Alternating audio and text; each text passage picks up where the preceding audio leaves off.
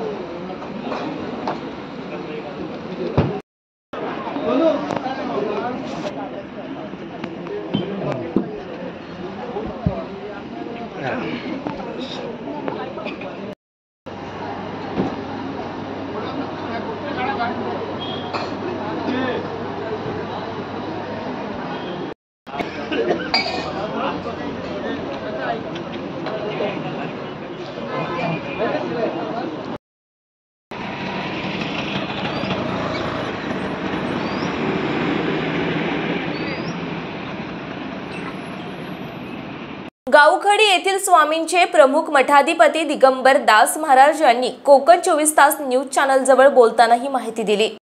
आज पालखी आलेली आहे, एकूणच काय हे रूपरेषा आहे पालखीने, याचा उद्देश काय?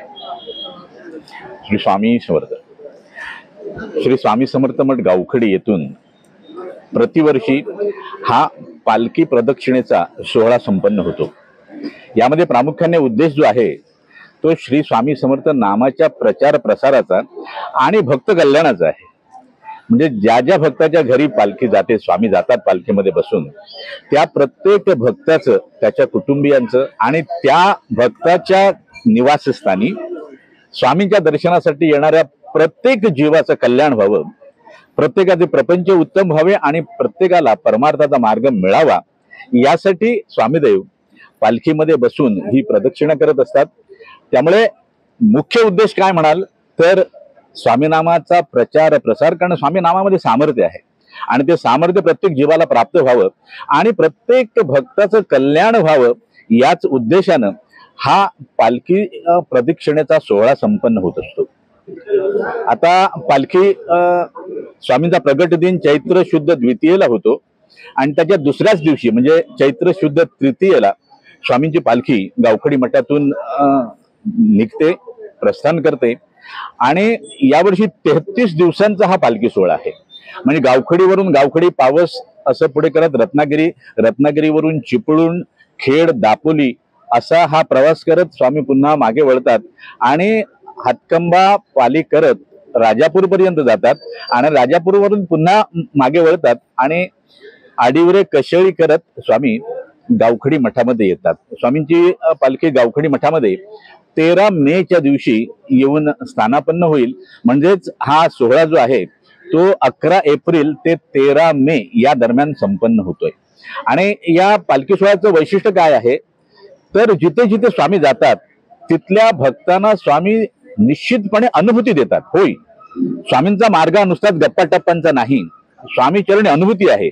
जो जो स्वामी चरणी येतो त्याला निश्चितपणे अनुभूती मिळते आणि या पालखी सोहळ्याच्या दरम्यान असंख्य लोकांनी, असंख्य भक्तगणांनी वेगवेगळ्या प्रकारच्या अनुभूती घेतलेल्या आहेत आणि त्यामुळे काय होतंय की प्रतिवर्षी स्वामींच्या पालखी सोहळ्यामध्ये दर्शनाला येणाऱ्या भक्तगणांची संख्या ही द्विगुणित होते आणि जे जे भक्तगण स्वामींचं स्वागत करतात ते अधिक उत्साहानं आणि भक्तिभावानं स्वामींचं प्रतिवर्षी स्वागत करत असतात आणि स्वामी आपल्या भक्तांवर कृपा करत असतात। श्री स्वामी समर्थ। रत्नागिरीचे माजी उपनगराध्यक्ष आणि स्वामी भक्त रोशनभाई फाळके यांच्या टीआरपी येथील पेट्रोल पंप येथे श्री स्वामी समर्थ महाराजांच्या पालखीचे आगमन झाले।